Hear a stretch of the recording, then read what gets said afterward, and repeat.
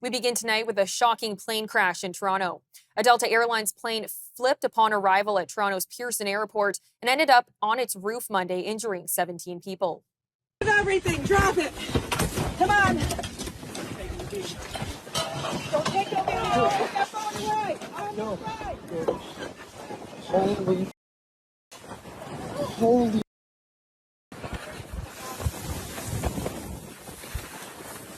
Holy.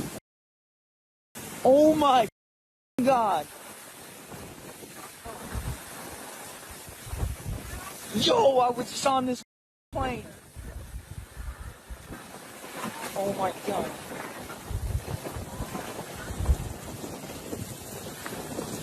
Yo, I was just on this plane. Holy. We're in Toronto. We just landed. Our plane crashed. It's upside down. Fire department's on site. We're upside down. Everybody, most people appear to be okay. We're all getting off. Some smoke going on. The accident happened at about 2:15 p.m. and flights at the airport, which handles more passengers than any other Canadian airport, were grounded for about 2.5 hours. The Greater Toronto Airport Authority's CEO praised the heroic work of emergency crews in helping the 76 passengers and 4 crew members climb out of the plane's emergency exits. No airport CEO wants to have these type of press conferences, but this is exactly what our emergency, our operations, and our federal, our first responder partners are all practiced and trained for. And again, this outcome is in due part to their heroic work, and I thank them profusely. Our thoughts and prayers are with all. We will be providing more information as it becomes available. Aviation expert John Gradek joined us for more on the crash. Yeah, what we have this morning is additional video evidence of that landing. We have an aircraft coming in on approach, and everything appears to be normal. Plane was flaring as it should flare for landing.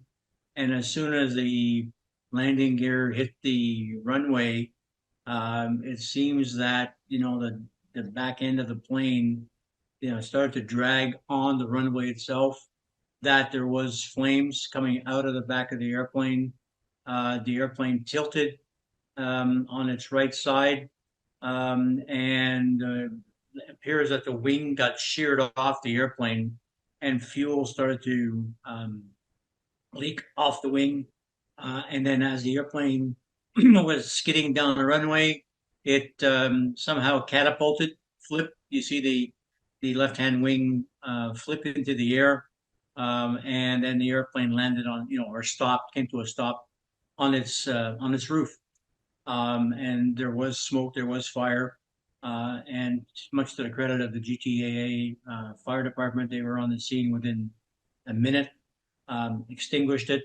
Flight attendants had already checked out the state of the exits and noticed that the exits on the right-hand side of the airplane were in good shape, no fire. They opened up both doors, window exits, and then everybody got out of the airplane within 2 minutes. And they were on the runway, literally waiting for people to come and pick them up. So it was a miracle that nobody got killed. We've seen too many incidents over the last few months of aircraft crashes, whether it's on takeoff or landing or whatever case may be. And, fatalities were horrendous. In this case, 80 people on board the airplane, and they all managed to walk. They should be interviewing. I'm pretty sure they have already interviewed air traffic control, the controllers who were on duty. They'll be interviewing passengers and the flight crew, of course. They'll be taking the black boxes off the tail of the aircraft, the flight data recorder and the voice recorder, which are in good shape. And then within a space of a few days, they'll get a better picture of what was going on around that airplane, both from an air traffic control perspective as well as an operating perspective. They're going to have to do some examination of the mechanical parts of that airplane, check the landing gear, check the engines, and that could take another few days. So I think we're going to hear something from the TSB sometime at the end of next week, a preliminary overview of what they think happened.